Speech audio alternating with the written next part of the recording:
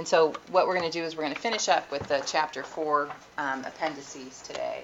And I'll kind of walk through how we do those, and then we'll take a quick look here at the end of class about how we can insert diagrams into your discussion questions. Because I had a couple of questions from students online, and I think, Troy, you said you were having a little trouble with that too. And so because I know what I do from my side, but I'm not sure that my look is exactly like yours. So Miranda's volunteered to come up and kind of work with us to try to upload a diagram. So, all right.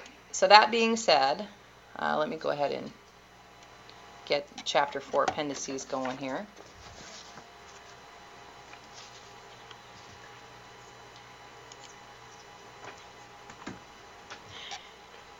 Things seem to be running kind of slow here in the College of Business today. All right, Chapter 4 appendices. It starts out, we talk about subprocessing or subprocesses and cascading. So subprocess is any activity that can be broken down further or exploded into a set of sub-activities. And so basically, as you're running through your process, you may, initially start out that, maybe an activity is to place an order, right? Okay. And so that's this big activity, but inside that there's all kinds of things that are going on. And so when you're taking a process perspective, you can abstract it at different levels. You can do the high level, right, or you can get really down into the nitty gritty. And so maybe that to place an order needs to be broken down into further steps as you identify, well, maybe that's a place that there's an opportunity for improvement. Okay, so you explode that into a subset of other activities. Okay. I could look at a simple process like get out of bed, get dressed, and eat breakfast, right? And as I analyze each of those, I might determine that eating breakfast is where I have the most opportunity. So then I'm going to break it down into the steps of, okay, well, I walk into the kitchen, I go to the refrigerator, I walk, and map that a little bit tighter then. So basically, you might ask the question, well, what's the right level of detail? Well, it depends, right? The right level of detail is what level of detail do you need to analyze the process and make good decisions, okay? And sometimes it's advantageous to show multi or different levels at the same time. And I think figure 4.3 in the text does that, and what I'll do, I think the example that I'm going to use for Project B today shows one like that as well, okay? So again, subprocess is not a complex thing, just saying we can break things down into further detail. Okay, and then Appendix 4.2 looks at what's called the critical path method. Okay, and it's kind of an expansion on what we talked about on Tuesday, where all activities that lie along the critical path are labeled critical activities. And so if I delay any activity on that path, right, I'm going to extend the flow time of the unit running through the process because each of those are on the critical path, okay? And so we also look at what's called slack time. And slack time says, think of if you're working on a project and you have two different paths that are going on, and one of them is engineering and design, and that's going to take 8 weeks. And then you have kind of in parallel, you have one that's, coordinating with a vendor, right? And that's going to take a week. Well, that means that if they're in parallel, I've got 8 weeks before I have to have that done. So this has 7 weeks worth of slack time, right? Because it's really only going to take me a week to do it, so that means that I have 7 weeks of slack time out of the 8 before it's due. So if something's on the critical path, right, it has no slack time because you can't add any time to that and not affect the amount of time it's going to take to finish the process, okay? If it's off the critical path, you are going to find where you have some slack time. So we have a method that we use, and what we're going to do is show you kind of a manual approach to it, and I just want to do that because if any of you ever work with project management software, that's what project management software is doing in the background, right? You're going to put in the dates of stuff, and it's going to calculate the critical path, calculate the slack time, and kind of it gives you some useful diagrams and where to stay focused on things. And it gets really important in large projects, right? Smaller projects, you can look at it and we can pretty well intuitively know, but larger projects, sometimes those things can get lost in the shuffle, okay? So, I'm sorry. So we have what we're going to look at is the earliest start time and the earliest finish time, and the latest finish time and the latest start time, okay, of each task, all right?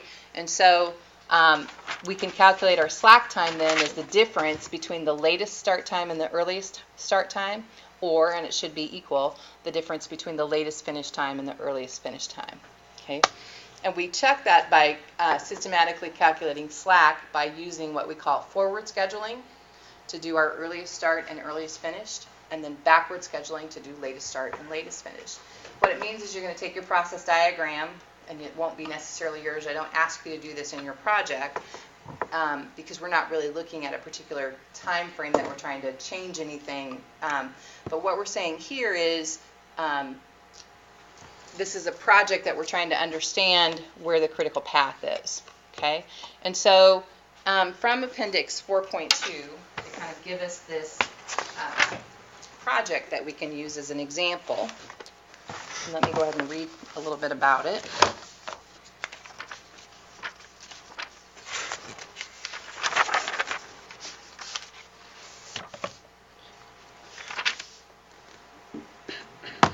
So again, this is that Wondershed example. And so what we've got is all of the activities for Wondershed, right? Where 1 is we separate the base and the roof pieces. 2 is we punch the base. 3 is we punch the roof. 4 is we form the base. 5 is form the roof. 6 is we subassemble the base. 7 is we assemble the roof and base together. And 8 is we inspect and then we end the project, right? Or we end that particular process. Right? So if we're going to forward schedule, now this is always really interesting because I draw on here. So I'm going to use the pointer and do a pen. And let me see if I can. Maybe we'll do it in black so it's not quite so. Okay. So when you forward schedule, you start at the very beginning and move across the diagram. All right? And so basically to forward schedule, right, the start is day 0. Okay, so that's day 0. So when I move into activity 1, I can start it on day 0, and we're going to assume this is in days. I don't remember exactly, but we're going to assume it's in days. So it takes me 20 minutes to complete it, or 20 days, sorry. So if that's the case, and I make a little T diagram by every activity, right? So then I'm going to go on to activity 2, okay? And let me just show you. So this T diagram, on the left side is going to be the earliest start, and on the right side is going to be the earliest finish, okay? So my earliest start is day 0, my earliest finish is day 20. This is a precedence diagram, right? And I can't start activity 2 until I finish activity 1. So what's the first day I can start activity 2? 20. Day 20, right? So that's my earliest start for activity 2. So what's my earliest finish for activity 2? 55, because it takes me 35 days to finish that, okay? So I'm going to keep on and go to activity 4 because that follows that diagram. So what's the earliest start? Austin, what's my earliest start for activity 4? 55. 55. And what's my earliest finish then? 65. Right, 65. Okay. Chelsea, what's my earliest start for activity 6? 65. There you go. And my finish, earliest finish? 95. 95, right? Okay. All right. So I don't really want to go on because my next activity has 2 arrows going into it. So I should finish the T diagrams for all the paths going into that. So Khalid, I'm going to come back up here to activity 3 and create my T diagram. What's my earliest start time for day 3 or for activity 3? Is it going to be 20? It's going to be 20, right? Because I have to finish activity 1 first, and so my earliest finish time there is 45. 45. Okay. Blake, how about for activity 5? Early start? 45. 45. And earliest finish? 65. 65. That's right. All right. So now Troy, you get to make a decision here. So if, and this is the way I would want you to think of it. So if when I start activity 7, both activity 5 and both activity 6 have to be done, what's my earliest start time for activity 7? 95. 95, right?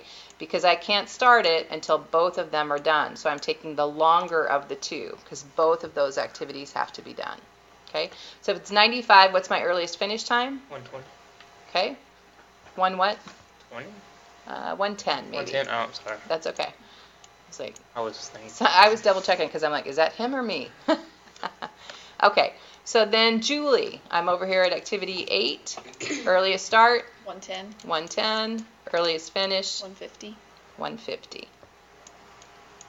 Now I was going to make a mistake on that one because in my head I was going 118 because it was step 8, right? All right. So that's the forward pass. Okay, now we do the backwards pass, meaning that we start from right to left and work our way backwards. So I know that my latest finish is going to be 150. And so what we do on the bottom is we have latest finished and latest start. Okay? So if my latest finish is 150, Miranda, what's my latest start? 110. 110. Austin, what's my latest finish here if my latest start here is 110?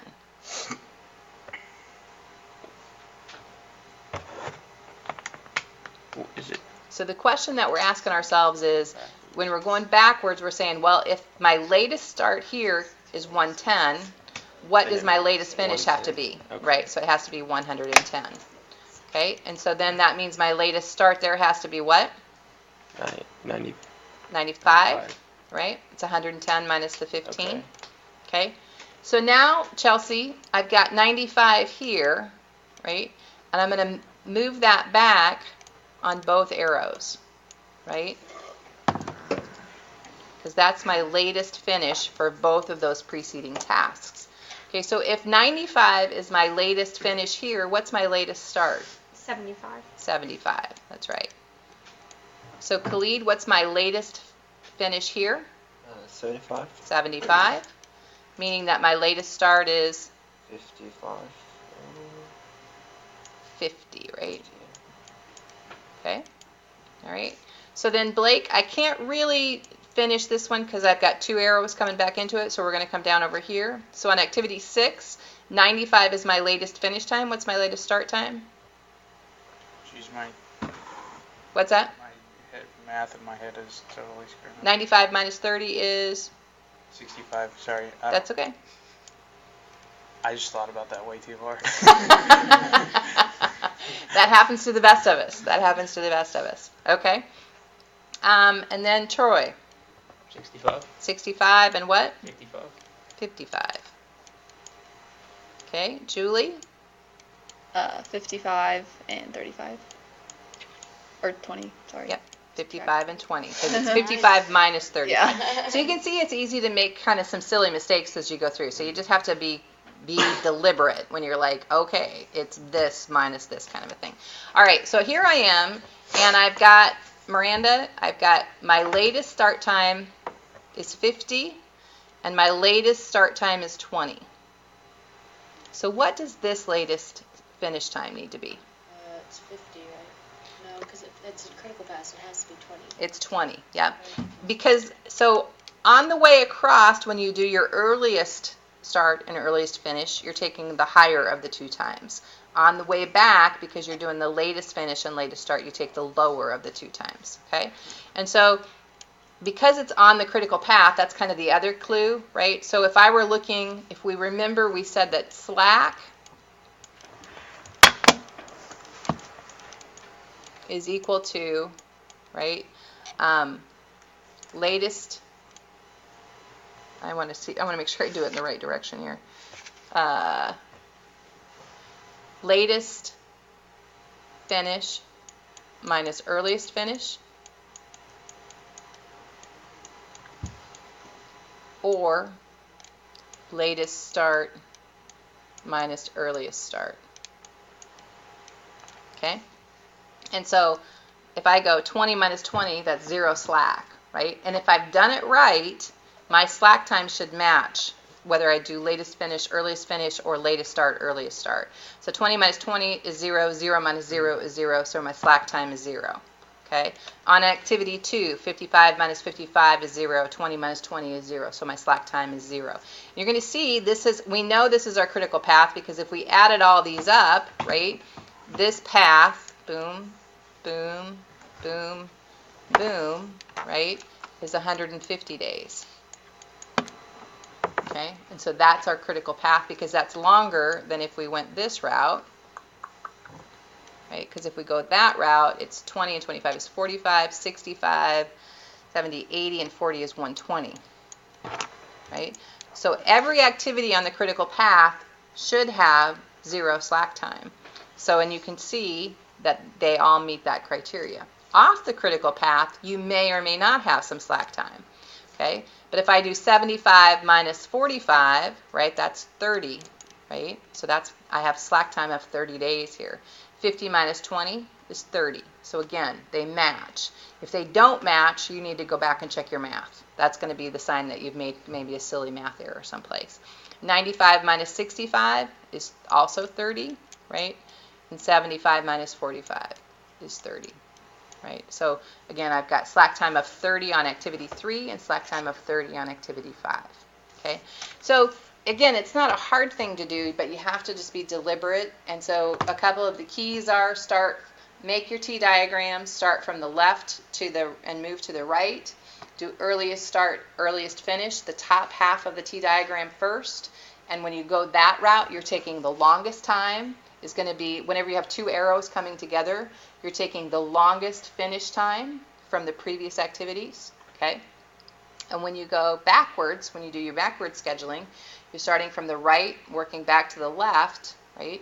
And when you move backwards, you're taking the latest start time and moving it into the latest finish time of the previous activities, right? And in that case, you need to take the lower of the 2 numbers, okay? All right.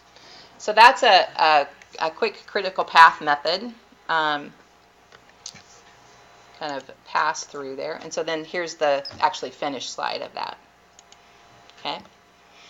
And then I think it's, you know me, I like Excel. So I like to put it in an Excel table and have my flow time, do my earliest start, earliest finish, latest start, latest finish, calculate slack time, and I actually usually do a second table and calculate, or second column and calculate slack time in both ways, and then just make sure they match, because if they match, I can feel better that I've probably done it right. Okay? All right. Let's do...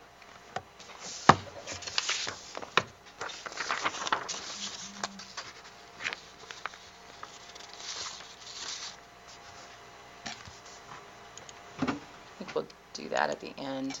So, rework, right? Rework are when defects are found and they need to run through an activity or a set of activities again. So, again, they're checking the burp on the Tupperware. I don't know if any of you have ever been to a Tupperware party when they sell you on the burp, how tight it seals because of the burp. So, that's their quality check.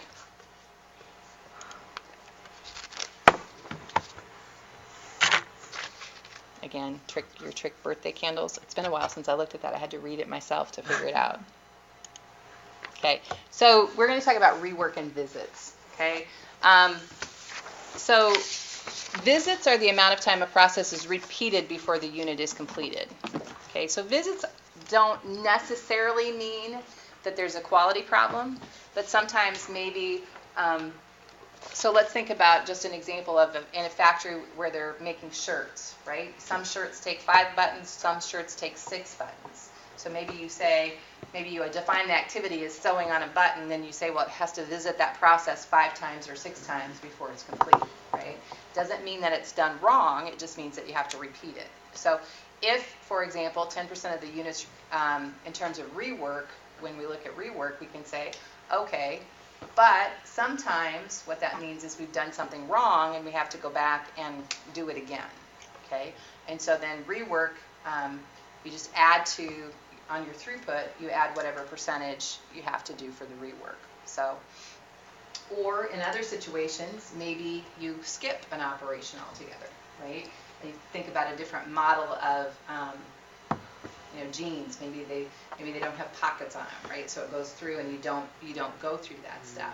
So again, if you have an example where only 10% of the units are inspected rather than 100% of the units being inspected, then your throughput on that branch is just 10% of whatever your total throughput is. So again, if not every unit goes through that activity, right, you would adjust it based on percentage. Okay, so an example of that, your total flow time of an activity is the flow time multiplied by the number of visits. For example, assume that you have malfunctioning equipment in the subassembly department and it's caused some quality problems.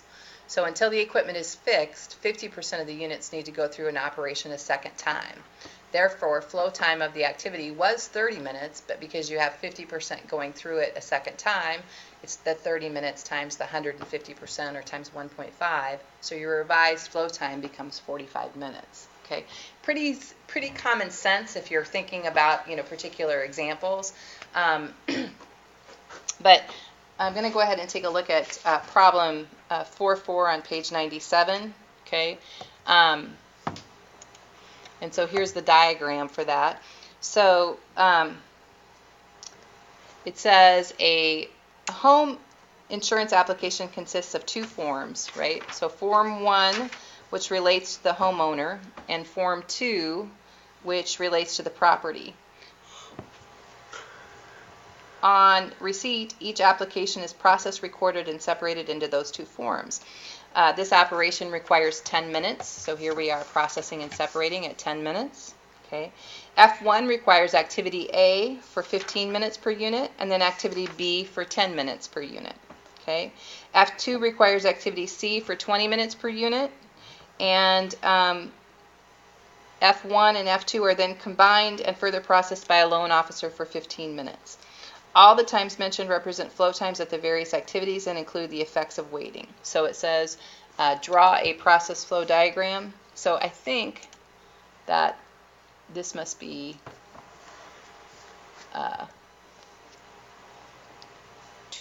so what's the flow time and what is the effect on flow time if 50% of F1 forms must repeat activity one more time due to quality problems. All right, so I'm going to go ahead and escape from this. Discard. Okay. So because I think that as we went through this, it said activity A is actually 15 minutes to begin with, right? So this actually should look like 15 minutes. Okay. So then if I want to do the question so what's the flow time? So how would I figure the flow time? Find the critical path. Find the critical path, right? And I'm going to do that by adding up paths 1 and 2 and see which one is the longest. So 10, 15, and 10, and 15, so 30, 40, 50 across the top, right?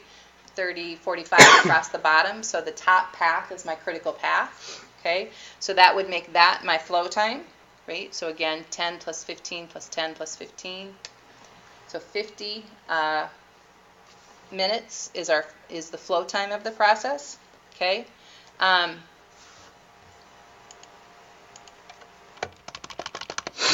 Okay, and so then what is the effect on flow time if 50% of F1 forms must repeat activity A one more time due to quality problems? So if I'm going to work on part C, where we have 50% must complete activity A one more time due to quality problems, how am I going to calculate that? How am I going to calculate the revised flow time for activity A? Take 15 times 1.5. There you go. So I'm going to take 15 times 1.5, and just because I kind of remember before I had on there it was 22.5 minutes, right? Somebody check my math on that, but I think that's what it is. Okay, so if that's 22.5 minutes, that increases, right, over 15 by 7.5 minutes, right? So if that increases by 7.5 minutes, then I'm going to add that. That's going to add another 7.5 minutes to my flow time because that is on the critical path. So I can't change that activity without changing the flow time of the process. Is everybody tracking that? Khalid, tracking that? Yeah, but what did you get 1.5? Where did I get 1.5? Yeah. Because in the problem it says, what's the effect on flow time if 50% of the units must repeat the process? So if it were 100% of the units completing the process, it would be 15 times 1, okay? But because it's an extra 50% are doing it again, it's 15 times 150% or 1.5, okay? Good question. Okay? All right, so that's just a pretty quick example there. And then problem 4.5 on page 97, it says the Vancouver International Airport Authority described in Chapter 3 manages and operates the Vancouver International Airport. Its focus on safety, security, and customer service has contributed to their rankings among the top 10 airports. And so basically, to kind of keep going, they've got this security check-in process, okay? And on average, it takes passengers 30 seconds to prepare for the line and to place all their carry-on items on the trays for the X-ray scanner. The X-ray scanner takes 40 seconds, right, per tray, and the average passenger utilizes 1.5 trays. Okay, so that's kind of a different approach to those visits, right? But it's not 1 tray per customer, it's 1.5 trays per customer, okay? And the personal screening station requires 30 seconds, okay? Finally, retrieving the belongings and getting reorganized takes 60 seconds, okay? And all the times mentioned represent activity time at the various activities and do not include the effects of waiting. Okay, so draw a process map. So here's the process map that I drew to represent that diagram, okay, or to represent that process. And what's the theoretical flow time of the security check-in process? Well, I know I can use, because we said we had all waiting times removed, so basically I can add up the times represented here. So 30 plus 60 plus 60 is the top path. So 150, the bottom path, 30 plus 30 plus 60 is 120. So again, the top path is our critical path. You know what, though? I didn't quite do that right, did I? What did I do wrong there? It's not really 60 seconds. No, it is 60 seconds because I've included that, right? It's the 40 seconds times 1.5 to get my 60 seconds there. Don't forget that step, okay, where we have to adjust for the fact that we have 1.5 trays. So then it goes on and says, a sample of 20 passengers was selected at random, and the time required for each to clear the security was recorded. The average of the individual time was 530 seconds. So that's the average what? It takes, on average, for one customer to start the process and end the process for it's their flow time, right? So it's 530 seconds. And so we've got our, we said from up above that our theoretical flow time was 150, right? And so if the question is, how do I calculate my efficiency? I'm going to take my theoretical flow time and divide it by my actual flow time. Okay, so that's going to be the 150 divided by the 530, or 28% efficient. Okay? And then it says, what's the impact on theoretical flow time of the process if the personal screening activity is expedited to 20 seconds? So if I change this step to 20 seconds, so that reduces it by 10 seconds, what happens to my theoretical flow time? Good job, Chelsea. What happens? Nothing. Nothing, right? Because it's not on the critical path. Okay? So again, they try to kind of trick you into that question. Be like, have to just remember it's on the critical path. Okay. So that being said, let's go ahead and I would like to go ahead and take a quick look at Project B and then come back and finish the class by trying to do a couple of diagrams into Canvas. So I'm not going to spend a lot of time on Project B because I do think it's, you've done things like it. The key is going to be, did you get your process diagram done well to begin with? and I'm going to have to download it from Canvas because I still don't have access to my drive. So let me go ahead and do that. So I'm going to look at one of the sample projects from previous semesters.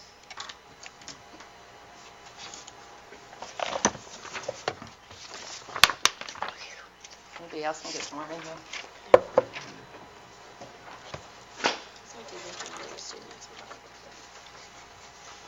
So part B, again, if I had access to my F drive, or S drive, I'd go ahead and show you that everybody's got a copy of the Excel, or you've got access to it online.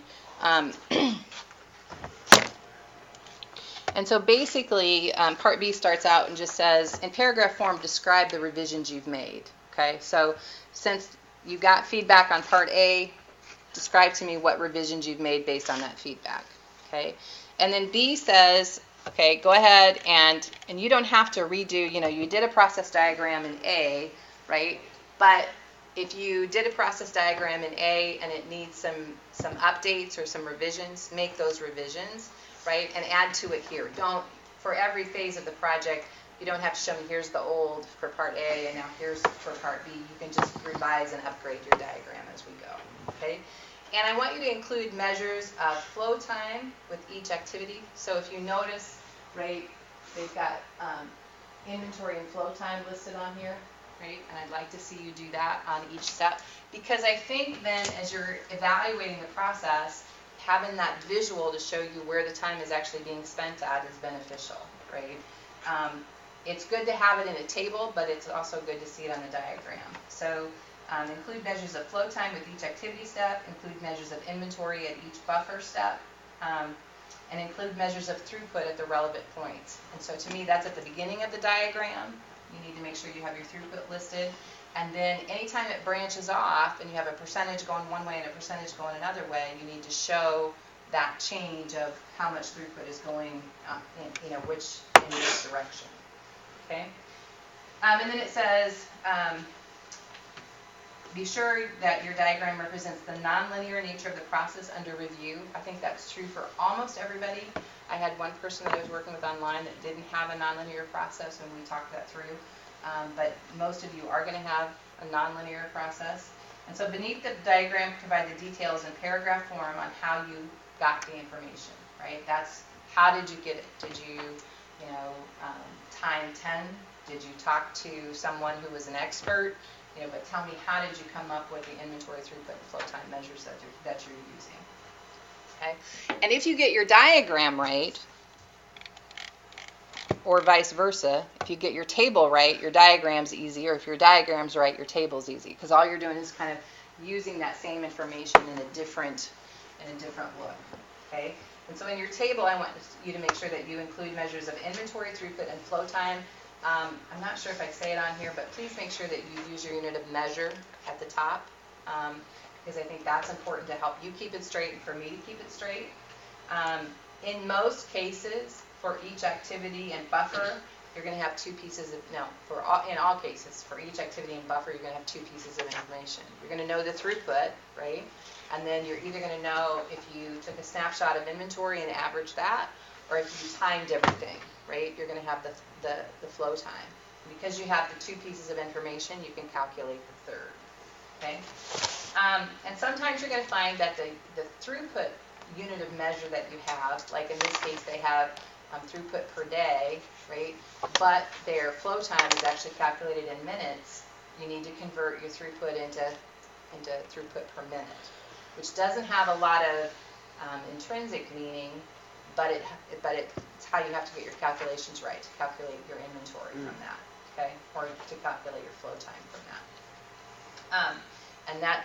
And so you have to make a bit of a judgment call about what does it make the most sense to talk about. And so I think it's important, if you're going to have throughput per day and have throughput per minute, that you have both of those in your chart. I want to see those in your chart, okay? And so again, if you go back to B, it's got kind of a little paragraph on why that might be important. And again, I'm looking for a professional and cohesive report. So not everybody's going to have a process that's as complicated as what she has, but I think it's a pretty good example here. This is the Papa John's kind of debriefing process. And if color is important to you, I mean, if that helps clarify something, don't be afraid to use that in terms of how maybe something is on a different path, or however that might work for you. So again, I think that's a relatively good example for project part B. So if I recall, then I think Tuesday you're set up to have a project workday, right? So we won't be meeting here in class, and you guys should have time then to work on setting up, revising your diagram, and I'll be upstairs, and you can come by and ask questions about your project, or again, for those students that are online, you can always email or call and set up an appointment, and we can talk one-on-one, okay? So that being said, we have about 15 minutes left. First off, do you have any questions? Does Project B seem pretty straightforward in terms of what you need to do with that? Okay? All right. So Miranda, Yeah. why don't you come on up, and let's have you log into Canvas, and we will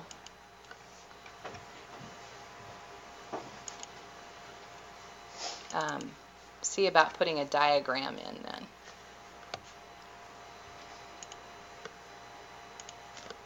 Okay. Oh, this is your canvas. Oh yeah. Oh, you know what? Let's do two things. Okay.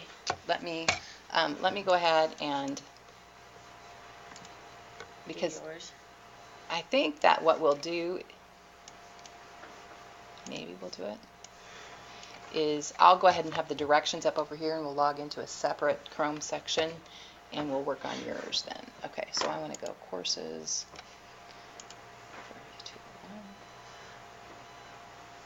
And I want to go. Those instructions you add, they worked once I figured, I did mine last night, so Okay. it worked. Okay. I had somebody tell me that they couldn't find the new images on theirs, and so I wanted to just show an example of that, of where that would be. I'm So using Chrome. Or what browser are you using? Mac, so Safari. And if it works on a Mac, then because everything never works, so. okay. So there is a discussion out there on posting diagrams into discussion boards, and here's how I do it. And so that's what I'm going to ask Miranda to follow those discussion, so go ahead and what I'm going to do is I'm going to copy that into Word in case when you log in it goes away. Goes back to you. Yeah, we can't have two sessions up at once. Okay. All right, so now. Okay. All right. Now what? I've never had to log out and log back in. Now I haven't what? either. So now try over here. Okay.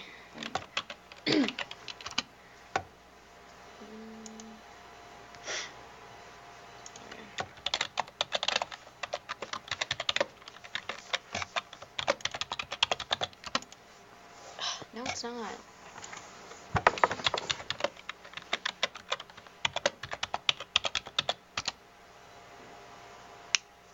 It always tells me my password's wrong every time. Why is it like that? Ew. Okay. There we go. Which discussion?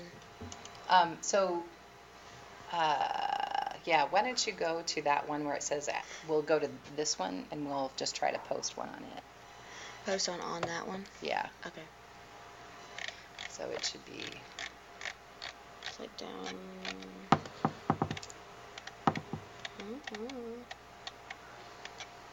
Discussion out. You know what? Go ahead and just go into any of them, and we'll just Okay. add. Go into like a. One we've already done? Yeah, one we've already Alright, done. Little's Law. Here we go. Okay. So Now I have to go to Excel though. Yep, so now you have to open something up in Excel. This mouse is It's crazy, yeah. weird. All over the place. So it says copy the diagram from Excel, which means we have to make one in Excel real quick. Okay. And we can just do like a 3-stager. We won't make it anything.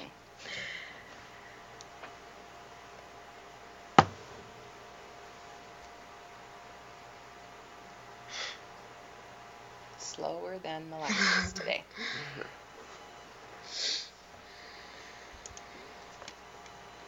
Alright. I never actually made one in Excel. Okay, so your insert, and then you're going to go, Symbols? No. That's on. illustrations. And Shapes. There we go. Shapes. Let's just do this. So then, and then what I do is then once you make one, now right click on it, copy, oops, and then paste it like 2 more times. Just hit paste, paste. Okay, and then you can move them where you want. And they're the same size, which is kind of, I hate trying to make them the same size. Yeah. And then go ahead and go back to insert shapes again. And then grab that arrow, right? And then, do you know the trick? Click on that. Just click it. And then find the other dot and click on that. And then if you move them, then the arrows move with the shapes, right? Interesting. Okay. Why did we not do this last time, Julie? I know. What the heck? You're not smart. Oh, maybe I guess I have to do that again, don't I? And the other thing, you can right click on the arrow and just copy the arrow too. So I did that. I copied it and then did you hit? just You gotta hit paste it paste. here. But it That's didn't. what I was Just worried try and about. control It's up V. here. It's up here chilling. But now they're not connected. But But it's so, fine. No, but let me show you how you connect it. So if you click on the arrow, right, and then I Yeah. click on that, Oh. Ooh, it was connected. No, it wasn't. so then, Now and it now is. if I do this, see, That's so cool. Oh my gosh. Julie, that diagram took us like hours. I know. We were like, we cannot get the arrows right. and I truly don't grade, significantly hard on the arrows either. Okay, the other thing that I like to do if I'm doing a diagram is I do view and get rid of the grid lines, right? And so then I can go, so if I control and click, Just control A. click, that's true, Control A would do the same thing. Okay, so, and I want to group all that. I want it to be one thing. So now I just have one thing here, and it says, okay, so what I do then, well, I'm going to let you do it, sorry. Okay. So What are we on? we were resize, okay, so Paste special. copy it from here, so right click. Oops. What? Okay. Copy that. There we go. Mhm. And so now go into my PowerPoint, and you can just go on that, actually right there is Right perfect. there. Mhm. And you want to paste special it, but which one? Ooh, that one? Keep formatting? It's one, yeah, you can do that. Or sometimes I come up to the, well, yeah, that one works fine. Okay. Okay, so, and then, so be sure that you're clicked on the picture. Right click the mouse. Oh my goodness. So you have to be kind of on the there you go. line. You have to get the cross, and then, so select Save as Picture. Okay. And then save it with a .png extension. And so like I might just do that right to the desktop. There we go. All right. Okay, so now let's go back to Canvas. Okay. Okay, and then it says Insert. content, and it should appear on the right side of your screen. Okay, so Insert content. scroll all the way down here. Because sometimes, there you go. So when I say it should appear on your right side of the screen, it depends on your setup, right? And so this is not on the right side, it's all the way on the bottom. So, Oh, this one? so click on Images, right? Ooh. And then, These are your images. yeah, those are my images. Click into the window that you will be typing your reply to the post. Okay, let's go back up and click into that window real quick. Okay, click in that window. Why is it? Okay, Julie, help us out. Where did you see it? So I see why, I think it was Ashley was having trouble. I just saved my. Did you save it? And There's a then picture, yeah. and then I uploaded it. Just do To the embedded Canvas. So did you go click on files maybe? Is that what you did? You do account, like to the left of that, and then files, and then upload in the top right. What? This is on Canvas? You can upload things. It's like a Google Drive almost, but Nuh-uh. yeah. Okay, so then go to your desktop. I've been here how long? And then Picture picture one. one, open, and then now it's uploaded. So then I went back. Okay, so that's And then probably it's- the piece that's missing in my directions is how to do that. Yeah, I did like your one that was like the second one. Whoever posted after you, I just did that one. Because I made mine in PowerPoint just because it was less steps. I thought. So then I was like, I'm just You gonna have try to move this it one. from Excel to PowerPoint. God. But I don't think you can connect the arrows, so that's. Okay. So yeah, Which it I'm sure you depends can on- probably save it off of Excel too. Maybe. I don't think you can get it Oh, to really? a .png out of Excel, so that's why I have to go into Gotcha. PowerPoint to get the .png. Okay. So And then now you go to the little picture, like under the underline, right there. And then click on Canvas, and then My Files, and then picture one. Whoa. Hey, there you go. Okay.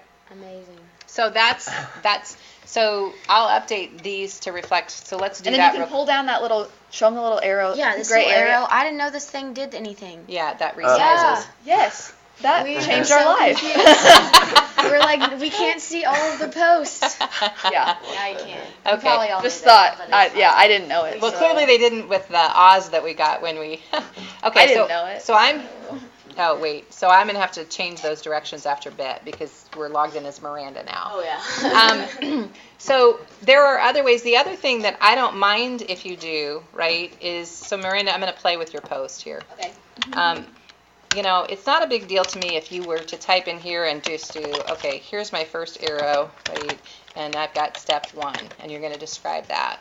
And then I'm going to go, and then my next step, so you can rough it in like this, and I'm okay with that, right? I want to make sure you understand the differences between the activities and the buffers. So on your projects, you're going to have to use the diagrams themselves. I'm not sure there's a ton of value add once you understand the activities and the buffers and the rectangles and the triangles and creating that diagram. And so if I needed to branch off, then I would maybe come up here, right? And so then I would assume this is another branch, right? And I'm going to have step, and I would describe what it was, right? And I could come down here, right, and do the same thing, and come out here, and I will interpret that as basically we're branching off of that step, right? So, and that matters also for the online folks when they take their exams, because sometimes they have to put something in on an exam. So, if you whatever you're most comfortable with, as long as you convey the diagram itself, right, and just be aware on the projects that the rectangles represent activities, the triangles represent buffers, and make sure that you're up to speed on that. Okay, I won't take off points for the diagram not having a rectangle in the right spot, or well, if you use rectangles, I'll probably comment on it if you've used a rectangle and you should have used a triangle, but I won't take points off for it. Okay. All right, so thanks, Miranda, for being our guinea pig, and Julie for helping us figure out what we needed to do. That's good. That should maybe save you guys a little bit of time going forward, too. Okay, so I will not see you until a week from today in this classroom, right? I may see you around campus, but I will not see you in this classroom until a week from today. So you guys have a great weekend. And then, again, don't be afraid to come by and come see me. And then Part B will be due the following Monday, right? Not this Monday, but a week from then. So you have some time to be kind of looking out and working on that. The date is like Tuesday, but it's due.